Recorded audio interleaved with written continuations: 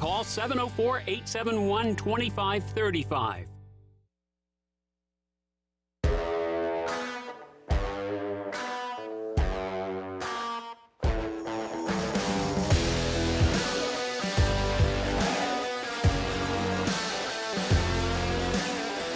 All right, we are here. This is the Scoreboard. This is WSIC 105.9, 100.7 FM. And always streaming the video live to Facebook, YouTube, Twitter, LinkedIn, and the website WSICnews.com. Boy, oh boy, do we have some sports to talk about today. Baseball, hockey, football tonight. We have an announcement for Friday's show. That's tomorrow, which we will get to. But until then, welcome. 704-873-1400. That is the phone number if you have something you'd like to talk about. Question, comment, concern. Are you distraught? That's the word that I'm going to use today for the first segment. Let's talk about Charlotte FC. Let's talk about what happened last night. Did anybody watch the game last night or listen to the game? So Charlotte FC, and we've been highlighting it. If they win, they're able to really solidify themselves as a team that might be in the playoffs this year because of the way the points lined up. They would have been in going into decision day on Saturday. Charlotte FC scores to take the lead in the 45th minute. And then in the 45th minute stoppage time, Miami ties the game. Okay. That's fine. And then in the 52nd minute, Charlotte FC takes the lead. So they're up 2-1, looking great. About to get a solid 3 points on the day. And lo and behold, what happens yet again? A late game goal by Inter Miami. Charlotte FC unable to score. The game ends in a draw. And now going into Saturday, Charlotte FC does not hold their own destiny.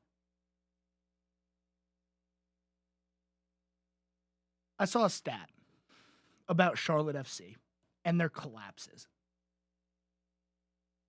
Since the League's Cup, which was over the summer, if everybody remembers, since the League's Cup, Charlotte FC has dropped 7 points in the 85th minute or later.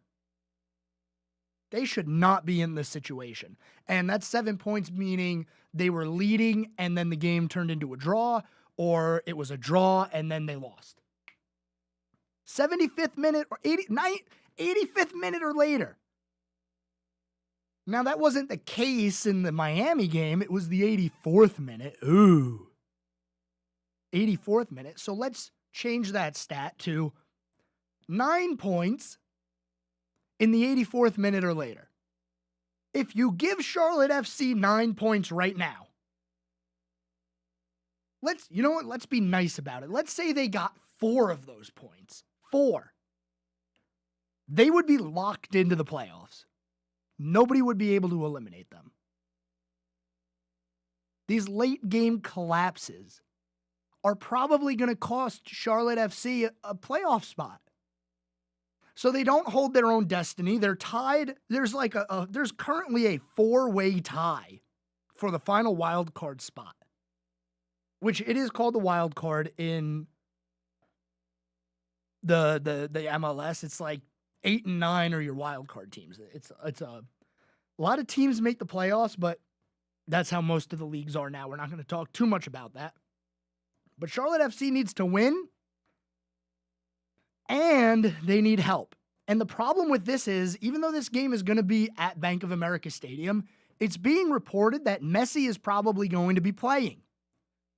And I don't know if anybody paid attention to Inter Miami before and after Messi and when he is and when he is not on the field, but they're a completely different team. They're a very good team when Messi's on the field. Or on the pitch, maybe I should say. Because it is soccer. Football. This is not even close to a gimme. I would not be surprised if Charlotte FC loses and misses out on the playoffs. And then what? What changes need to be made? What needs to change in order for these late game collapses to stop? Because the second half of the season, that is all we've been talking about. Charlotte looks good. They're possessing the ball more than their opponents. They're getting corners. They're getting shots. They're getting leads. Oh, wait, they collapsed in the final 5 minutes, and now they didn't win. It really comes down to that. When you look at the schedule, when you look at the standings, and when you look at how many points Charlotte FC has lost since Leagues Cup, it shouldn't even be close. And it's really unfortunate because they have a good team. They have a great goaltender in Kalina. Karol Swiderski is one of the best players in the MLS, in my opinion. He's great. He's a lot of fun to watch. Gets a little angry sometimes, but what soccer player doesn't? But it's just really unfortunate that had to happen because I'll tell you what, I'm disappointed. I really am. I thought Charlotte FC was going to have a chance to clinch, not even clinch, but put themselves in a spot where a draw would put them in the playoffs. Nope. Wasn't meant to be. Now they have to win. And they need losses. They need losses from New York. They need loss from Chicago. Now, if they draw and the other two teams lose, then they'll make the playoffs. They'll be in. I just don't know. It's just really frustrating when you watch those games and you say, all right, Charlotte, you got the lead. You did what you had to do. Hold on to it. Get the win and get out of there. No. Brutal. Absolutely brutal. But what are you going to do? You go into Saturday, decision day in the MLS, and you say, you know what? Play our best game. Let's hope we win. If we don't win, well, oh well. Look at next year. We'll look forward to it. I'm sorry if I sound down because I did watch that game last night. And it disappointed me because they're a good team. They are. Something always happens at the end. And it was a terrible, terrible defensive play. The back line just standing there while someone sneaks in and scores a goal. Terrible.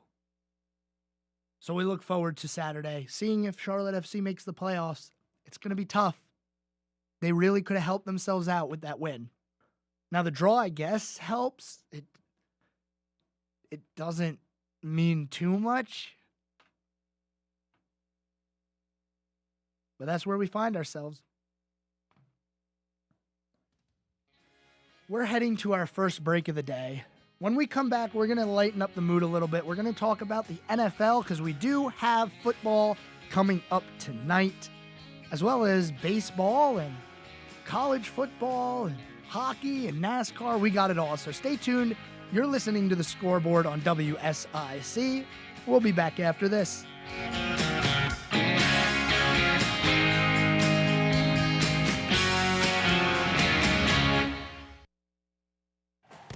More of The Scoreboard with Joe Berg is coming up on the new 105.9 100.7 WSIC. Here is your WSIC community calendar. Want to enjoy a night of magic? Eric Jones, a worldwide award-winning magician, is coming to Kane Center for the Arts Saturday, October 28th. Buy your tickets before they sell out. kanearts.org. Eric Jones, the magician, Saturday, October 28th. kanearts.org. Carolina Balloon Fest is this weekend. Day passes to watch the event start at $15. Want to take off in a hot air balloon from Statesville? You can book your ride today. For more info, including ride pricing, visit carolinaballoonfest.com.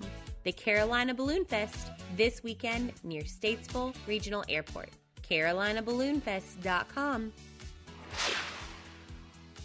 Pumpkin picking at Kerrigan Farms. Experience the pumpkin patch at Kerrigan Farms by booking your experience now at KerriganFarms.com. KerriganFarms.com for a pumpkin picking adventure. Santa's coming to town. Schedule your time to take pictures of Santa at Birkdale Village. Spots are limited and must be scheduled in advance. Santa will be at Birkdale between November 19th and Christmas Eve. Appointments include time with Santa and 8 digital images from a professional photographer. For more info and to schedule your time with Santa, visit birkdalevillage.com. Have an event you'd like to tell people about? Yard sales, estate sales, and everything in between? Visit WSICnews.com and click on events to submit your event today. The Renaissance Festival is back! Saturdays and Sundays now through November 19th. Save your dates. Don't miss the Renaissance Festival. Tickets available online only at renfestinfo.com while supplies last. And now for a look at your weather forecast from the WSIC Weather Center. Mostly cloudy skies this evening. Overnight low won't be as bad as the last few nights, though, only getting down around 52 degrees. Rain is in the forecast for Friday. Probably not in the morning, but by the afternoon, we have an 80% chance of total precipitation. This has been your weather forecast from the WSIC Weather Center. Folks, you know Randy Marion sells vehicles the King of Price way, but did you know our service department? We service vehicles the King of Price way. We sell tires, we sell brakes, we sell batteries, we sell the maintenance. We help you keep your vehicle on the road safe, ready to drive, whatever the season is. Randy Marion service departments have you covered. Come see us today because, folks, again, you know we sell the King of Price way and we do service the King of Price way. King of Price, RandyMarionStatesville.com. It's the Scoreboard with your host, Sports Director Joe Berg, on the new 105.9 100.7 WSIC.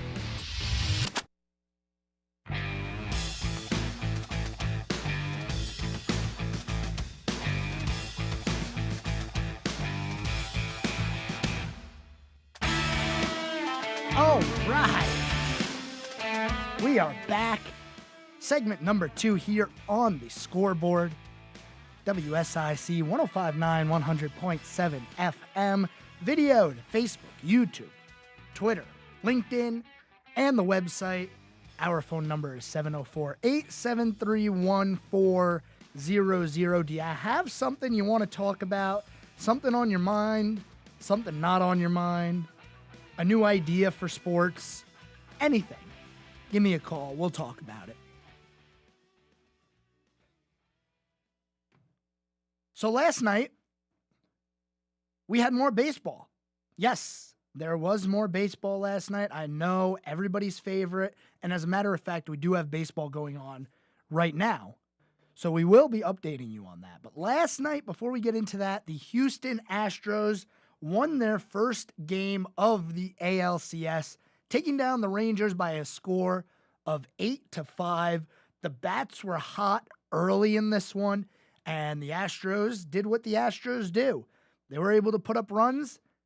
They have a team that's one of the best at that.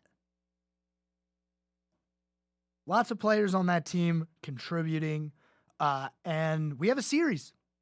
It's the first series that we've had so far.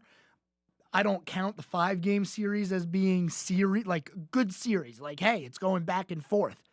None of the 5 games were like that. None. It's still yet to be determined whether or not the Phillies and the Diamondbacks are one of those teams. If the Diamondbacks can get a win tonight, then, well, we have a series. But until then, it's been a pretty tame playoff. Not as many dramatic moments as you would like. And as we sit right now, the Phillies and the Diamondbacks still tied in the bottom of the 5th inning, 0-0. pitching matchup in that one. This game is the first one of the series to be played in Arizona, so we shift locations. And who knows, maybe, if the Diamondbacks can steal this game, great. That is massive because, being down 3-0 is bad. Pretty obvious. But not only that, they will be home for the next 2 games after this. So you get a little momentum in. There's no way for them to get home ice back or home field back. I'm thinking about hockey. Home field back because, well, it's 2-3-2. The next 3 games are in Arizona. You got to win 4 to get the series. So there's no possible chance for Arizona to clinch at home. They're just hoping to get back to Philadelphia at this point.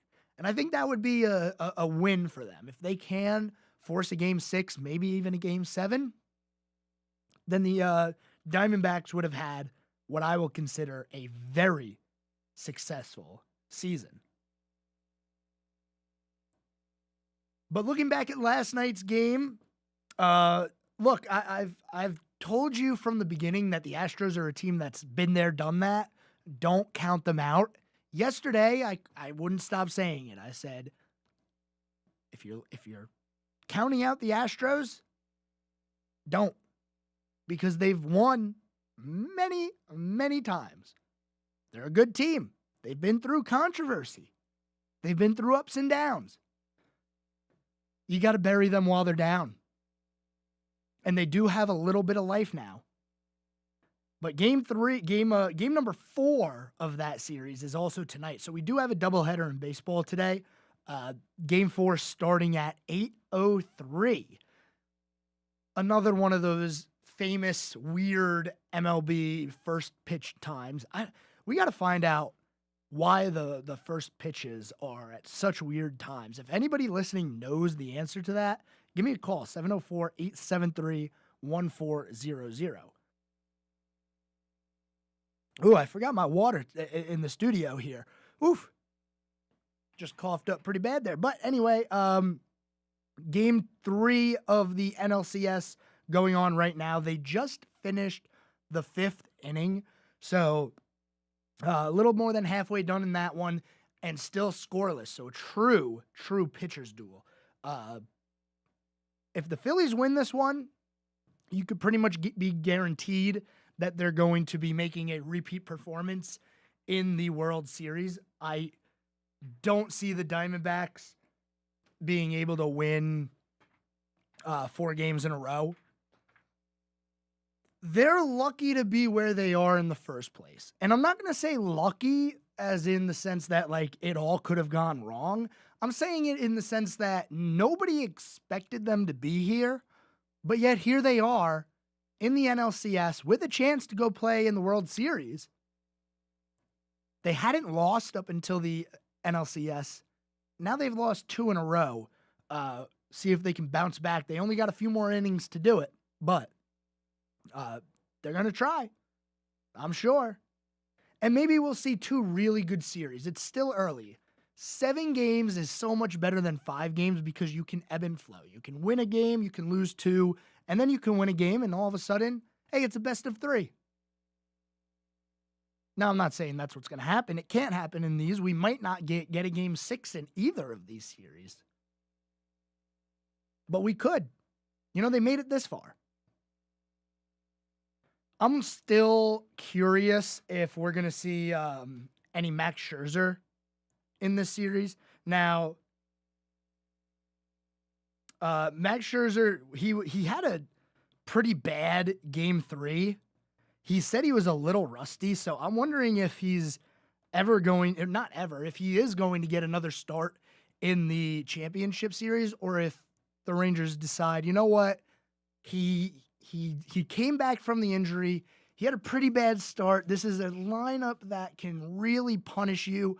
Why don't we work him back in a little bit more, give him another week off? Hopefully we advance past the Astros and we'll be able to go play for a World Series.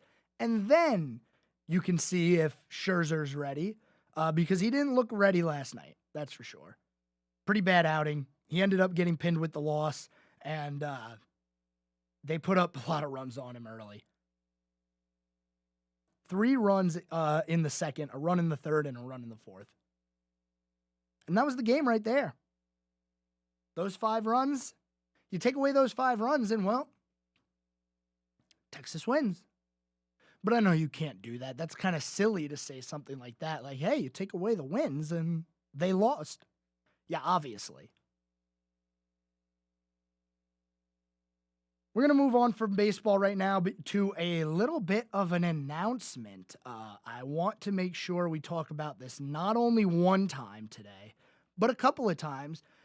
The Scoreboard tomorrow will be live from a location. Yes, we will not be in Statesville studios. We'll be out and about. Where will we be exactly? Well, there's a lot of high school football going on in the world right now. And tomorrow is Friday. You know what? That means that maybe we'll be at a high school football game. Well, that's correct. So tomorrow, instead of broadcasting the Scoreboard right here from Statesville Studio A, we will be live from South Iredell High School as South Iredell at 7 o'clock takes on Lake Norman. That game is at South Iredell. The Vikings looking to recover after a pretty tough couple of weeks here, losing 4 in a row, one of those in overtime by a point, one of them as a shutout. So they're looking to turn things around and give Lake Norman their first loss of the season. Lake Norman has been a juggernaut this year, but you know what they say, any given Sunday, or I guess in this case, any given Friday, something can happen. And don't be surprised if we see some crazy shenanigans being pulled in that one. Who knows? You might even see an upset. But the Scoreboard will be broadcasting live from South Iredell High School before their game against Lake Norman tomorrow. That should be fun. It's going to be our first broadcast from location for the Scoreboard, not for the station, because later today, if you stay tuned to WSIC, you'll hear another forum from Huntersville with Justin Kazepis being the moderator there. So if you've been paying attention to that, to the local elections, things like that, we do have one more for you tonight. Right after this show, immediately following me, you will hear from Justin Kazepis down in Huntersville doing a candidate forum. But I'm excited. Tomorrow's going to be fun because we're going to be at location. I'm just hoping that the rain holds up because I double-checked the weather, and I was like, you know what? What if I get rained on? That'd be a tough way to start your on location, right? But that's where we'll be this Friday. Maybe next Friday we'll be at another high school game. We'd love to do more of these on location type things. A lot of fun. So catch me there. I'll be there tomorrow getting set up, and I'll be broadcasting live same time from 6 to 7. So we'll preview the South Iredell game. We'll talk about some other high school teams in the area. We'll hear from a player, maybe a coach. We're going to try and work that out, and it should be a lot of fun. We're going to have the normal show too, so we will be previewing the NFL. We will be previewing NASCAR, the way we always do every Friday. So looking forward to doing that tomorrow. We're heading to a break. We're halfway done with the show already. A lot more to get to in the second half, so don't go anywhere. You're listening to the Scoreboard on WSIC, and we're back after this.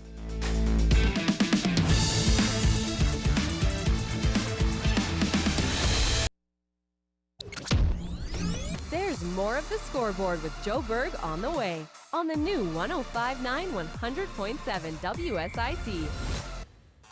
It's back, and it's better than ever. The WSIC Community Yard Sale. Sell your stuff October 28th as we bring back the legendary Community Yard Sale. Visit WSICnews.com/yard sale. Get your spot today. And now for a look at your weather forecast from the WSIC Weather Center. Mostly cloudy skies this evening. Overnight low won't be as bad as the last few nights, though, only getting down around 52 degrees. Rain is in the forecast for Friday. Probably not in the morning, but by the afternoon, we have an 80% chance of total precipitation. This has been your weather forecast from the WSIC Weather Center. Black Powder Coffee is celebrating their 10th anniversary with a medium dark roast blend of Indonesian and South American coffee beans. Enjoy the full-bodied natural flavor notes of chocolate with a bright finish. Get Black Powder Coffee's new anniversary blend today at Black Powder Coffee, 261 Rolling Hill Road, Mooresville, or participating retailers everywhere. Black Powder Coffee. Welcome to a Bible Minute with Pastor Randy Mitchell from Temple Baptist Church in Statesville. The Bible says in Proverbs 18:14, "The spirit of a man will sustain his infirmity, but a wounded spirit who can bear?" Folks, we all, from time to time, end up with wounds in our spirit. We understand physical wounds, and you get a cut or something that requires attention. We know to go to a doctor. We know how to doctor it ourselves, and we all grew up with Band-Aids and with different types of ointments. But when it comes to a wounded spirit, that can get a little bit more complicated. We experience the effects such as depression or anxiety, bitterness, problems with anger. All of these are signs and symptoms of a wounded spirit. But how do we deal with it? Well, the Bible says that there is healing in the blood of Jesus Christ. Jesus is the great physician. If you have a wounded spirit, turn to Him. He will help you. Thanks for listening to a Bible Minute with Pastor Randy Mitchell here on WSIC. Listen up, Carolinas. It's Jeep Adventure Days at the #1 Jeep and Ram dealer, Lake Norman Chrysler Dodge Jeep Ram, with the largest new Jeep inventory in the country. And we guarantee to beat any deal in the nation. I-77 exit 28, LakeNormanChrysler.com. The NASCAR Cup Series heads to Homestead Miami Speedway this Sunday, October 22nd. Catch all the action right here on your home for NASCAR, WSIC, coverage beginning at 1:30. This is North Carolina Senator Vicki Sawyer. Join me on Fridays at 11 a.m. for our show, We're Just Saying. We'll discuss state and local politics, and as always, take your calls here on News Talk WSIC. The Panthers are enjoying a few days off with the bye this week, but not everyone's taking a break. I'm Sharon Thorson with the Panthers Update after this. As the official ticket marketplace of the Carolina Panthers and the NFL, Ticketmaster has a wide selection of tickets available for every game. Whether you're cheering on the Panthers at home or away, Ticketmaster has you covered. With Ticketmaster's interactive seat map, you'll get a 360-degree preview of your seat so you can make sure you have the best view of those pivotal plays. Plus, the Ticketmaster app makes it easy to sell or transfer tickets if your plans change, and mobile tickets make getting in on game day a breeze. Find tickets today at Ticketmaster.com/Panthers. The Panthers have a bye this week before heading back to work ahead of their game against the Texans. But plenty of Panthers are still in town working this week, including offensive lineman Austin Corbett. The right guard is coming back from a torn ACL and was recently cleared to return to practice, which was a key milestone after what's been an intense period of rehab. I spent 9 months of this, just battling every single day. 2.5 months on crutches, non-weight bearing, and then as learning how to walk again, literally just from the ground up. Okay, now we can start moving the knee, bending the knee a little bit more, getting the knee completely straight, being able to bend it in the full range of motion again, and now we can run a little bit just straight line. Okay, it's all right, now we can do a little change of direction, and just to be able to run, that was at the 6-month mark. So you're just doing nothing until 6 months, and that's a long time. So just to think of the growth from running at 6 months to playing football again at 9, just 3 months of work that was insane. Corbett is spending plenty of time with the trainers as he continues to push to return to game action. So will he be ready for the game against the Texans? That's still to be determined, but Corbett says he's making progress. Yeah, it's definitely been a good progression from that first week into last week and really moved along well. I'm Sharon Thorson on the Panthers Radio Network, presented by Morris Jenkins. Now, more of the Scoreboard with Joe Berg on the new 105.9 100.7 WSIC.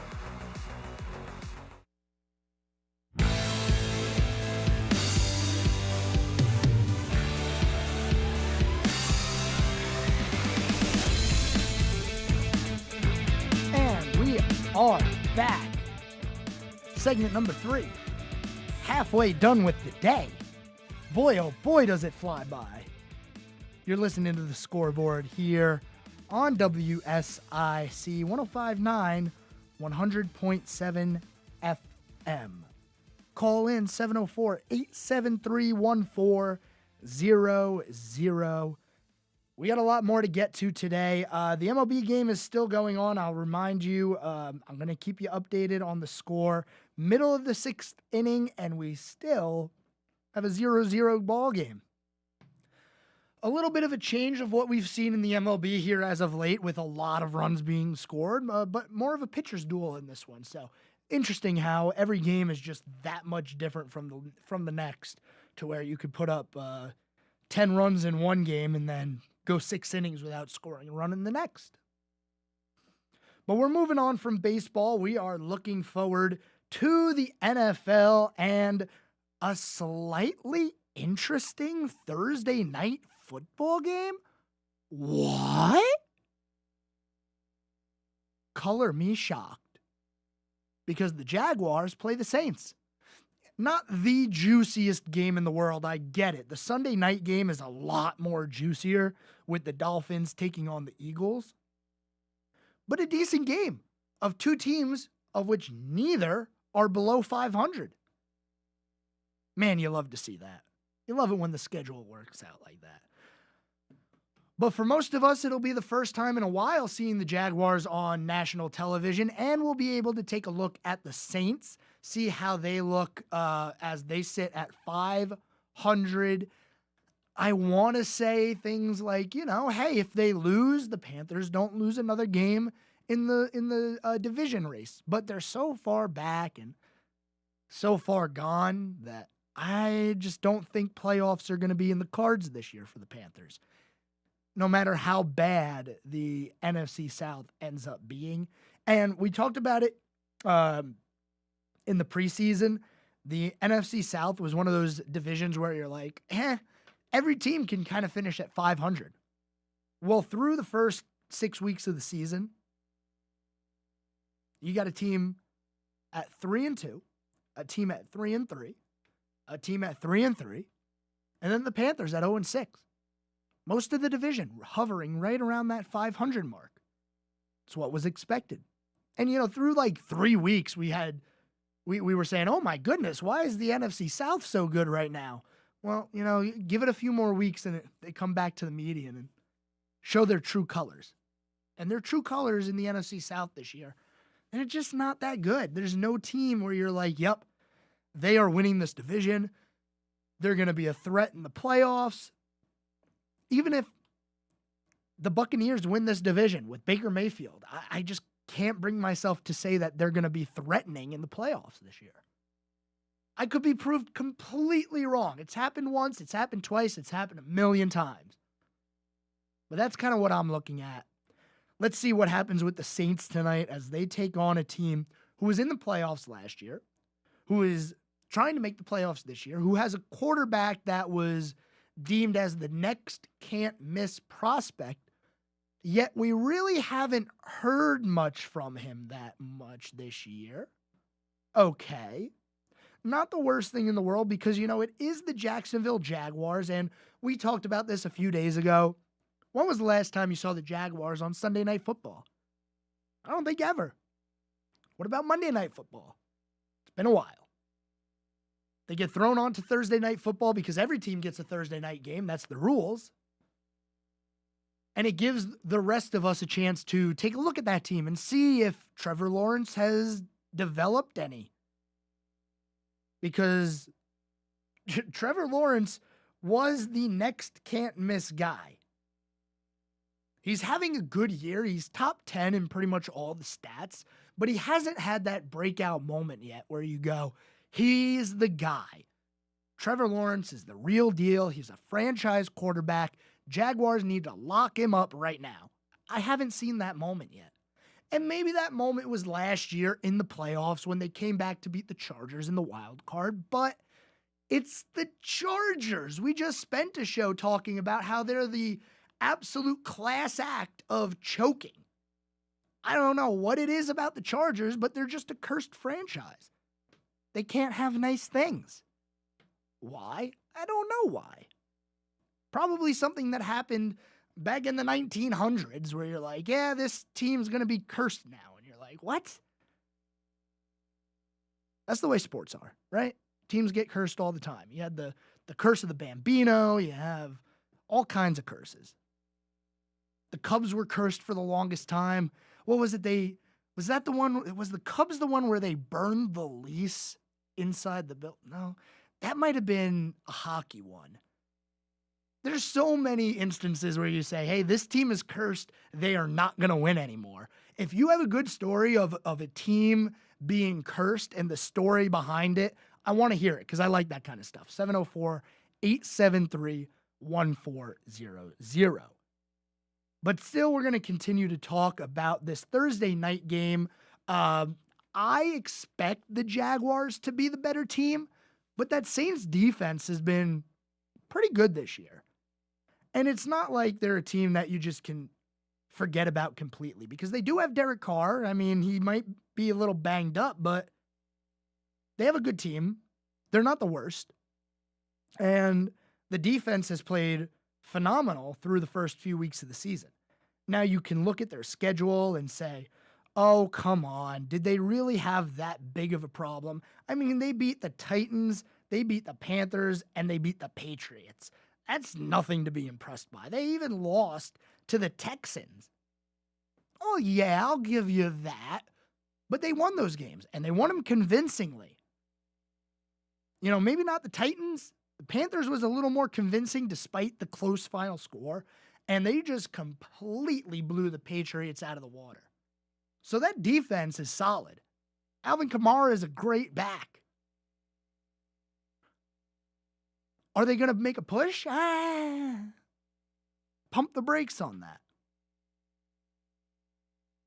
I don't know if the Saints are going to be a viable team this year. They don't really strike me as a team that's going to be dangerous. But the Jaguars, if they get hot, if Trevor Lawrence starts playing like the number one prospect that he was supposed to be in the past 10, 15 years, then maybe they'll do that. And you're hearing about other quarterbacks too, like Caleb Williams being a sure thing, number one, best prospect since Andrew Luck, all that stuff. We heard the same stuff about Trevor Lawrence, and, well, he hasn't shown it. He's serviceable. He's good. He's really good. He's better than average. But he's not what the hype would have led you to believe. So we'll see with the Jaguars. I like them. I always have. I always go back to that year. I think it was 2019 when Blake Bortles led them to an AFC championship game against the Patriots, and Dee Ford jumped off sides and cost the Jaguars a trip to the Super Bowl. Good times. Back when everybody hated when the Patriots were winning. That was a tough one, though. But I like the Jaguars. They're a good team. They're fun to watch. And they're one of those teams that are, like, easy to root for because they're bad. All right, we got one more segment. We're going to head to our final break of the day. Stay tuned. We're going to talk NASCAR, preview what's coming up on Sunday, because I'm not sure how much time I'm going to have to talk NASCAR tomorrow. You're listening to The Scoreboard on WSIC 105.9, 100.7 FM. Stay with us. We'll be back right after this.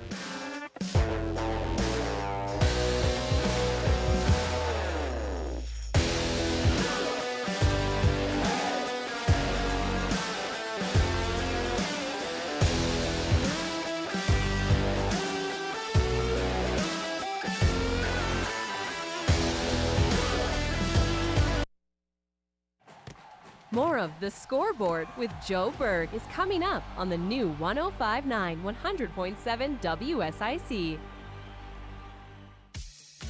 Here is your WSIC community calendar. Want to enjoy a night of magic?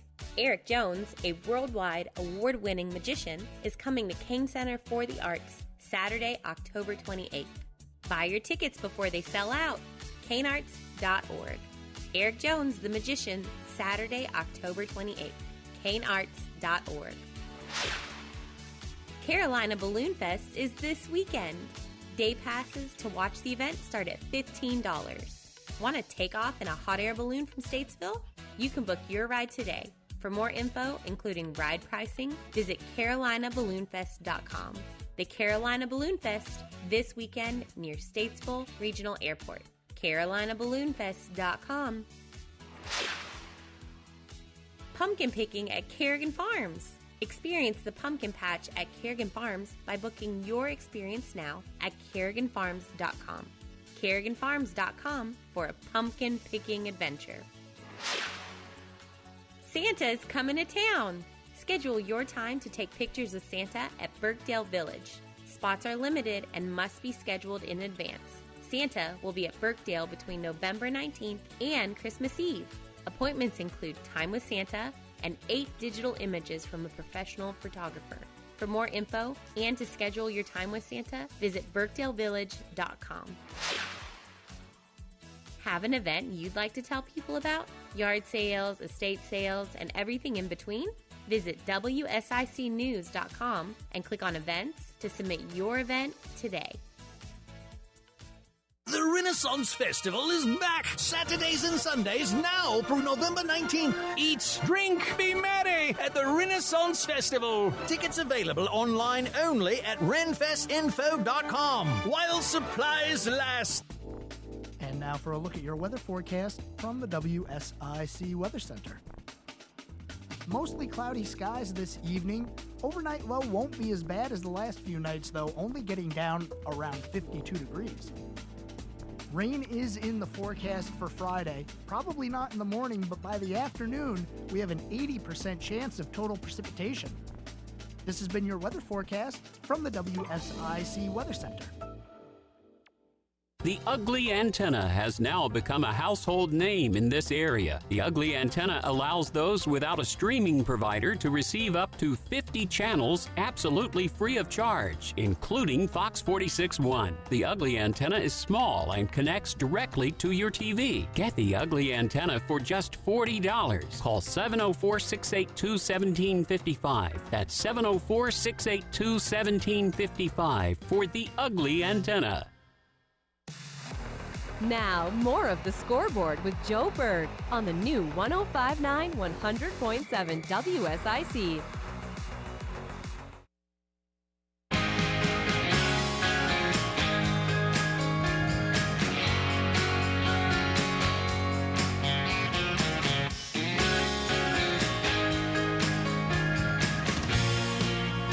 All right, we are here back for the final segment of the day. It's a Thursday and a beautiful one at that. 704-873-1400. You're listening to the Scoreboard. We're going to end the day with some NASCAR talk because on Sunday, we go to Homestead Miami Speedway. No, it's not the championship, but it is Homestead. Nonetheless, always a great race in my opinion. Some news from that race. So Kevin Harvick is going to run his 2014 titled tribute Budweiser paint scheme at Homestead this weekend. A beautiful paint scheme. I love the gold on the top of the car. I think that is one of the most beautiful schemes that has ever been made in NASCAR personally. It beats a lot of other ones. There's some pretty bad ones out there nowadays.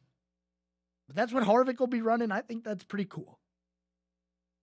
Always lists of who's won championships here at Homestead, you know, because this used to be, for the longest time, the final race of the season. Well, not anymore, unfortunately.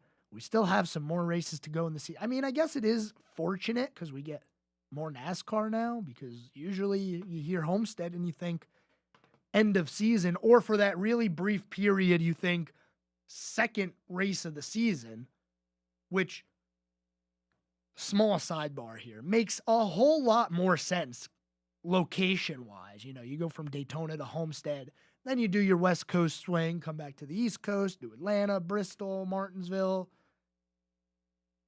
Am I crazy? I mean, that just sounds better. I'm not making the schedule for NASCAR, though. They should probably ask me. I mean, I think I do a pretty good job. We got some driver sound. We're going to hear from Tyler Reddick. He is below the cut line. He's been really good at Homestead in the past. Here's what he says about how his team stacks up against other teams at mile-and-a-half tracks. When things are right and we do our homework and the car is dialed in setup-wise, when we've been at these tracks, I felt that way about Texas. At Kansas, we were pretty good. Denny was a little better there for sure. But when we've had to dial it in at these mile-and-a-halves, it's been really, really solid. So looking at the competition in this moment, approaching a weekend, you're just focused on your car and your team. I'd say, when practice is all said and done, if you're looking at, who's better where, I'd say you're looking at it a little bit just to think about tomorrow's race, but you're not, trying to completely hone in on one or two teams or drivers at this point. And he's a guy that we expect to run well here. Regardless of how the competition is around him, he just seems to have a knack for running that top side of the racetrack, specifically at Homestead. We've seen it where Reddick will come on strong towards the end of the race, being the only car able to brush right up against that wall and make a ton of time. And that's what he's good at. And that's where it's fast. That is the fastest part of that racetrack. You have to be able to run the top side to make speed. William Byron, well, he thinks he can do it too.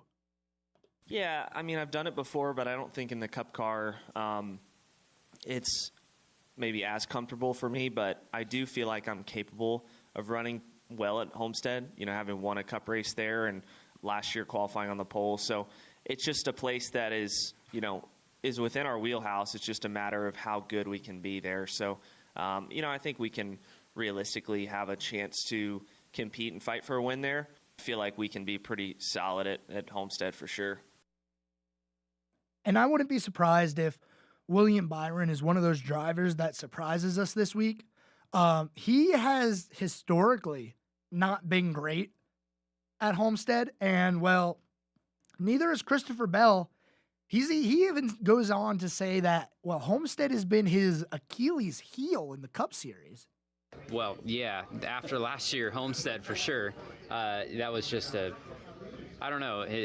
Homestead's been my Achilles heel for some reason. I've had, out of my however many starts that I've had there, I can count on actually 2 races that I've run good, and that's whenever I won the truck championship, and then ironically, whenever I was in the 95 car, I had a good run. And then aside from that, I've been terrible every other time I've been there. So we know that, and we know that we have to improve there. And it should be a racetrack that I'm good at. There's no reason why we should struggle at Homestead, and we are going to work to be better there when we go back. I wouldn't be surprised if Bell actually ends up being one of the guys this weekend that you look at and you say, wait a second, what is he doing up here? Christopher Bell historically has been terrible at this track.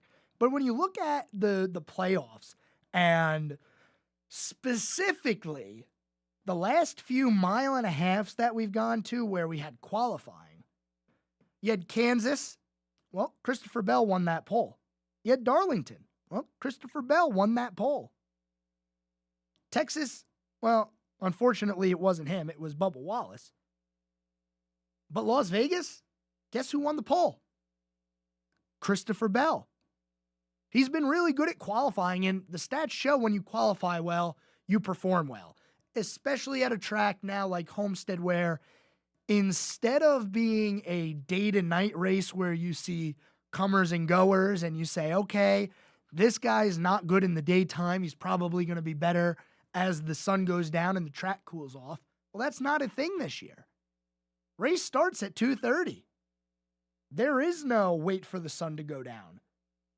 It's unload well, be good in the sunlight, or you might be in trouble.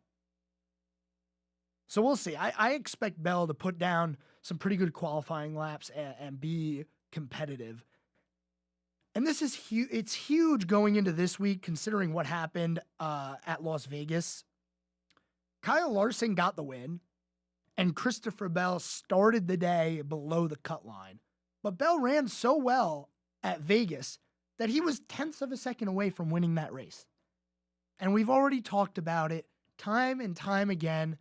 How important is it to get that win, advance to the next round of the playoffs, and not have to worry about, well, Homestead this weekend and then Martinsville next weekend, which is a wild card. I'm going to call it a wild card. That's about the best that I can come up with.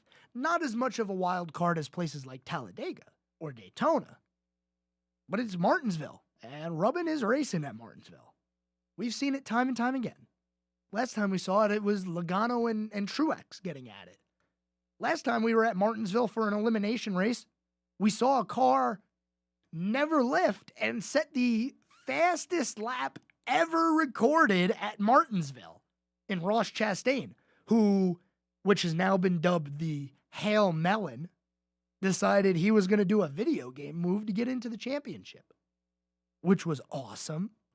But NASCAR and the way they make rules and makes decisions, they saw that and said, no, you can't do that.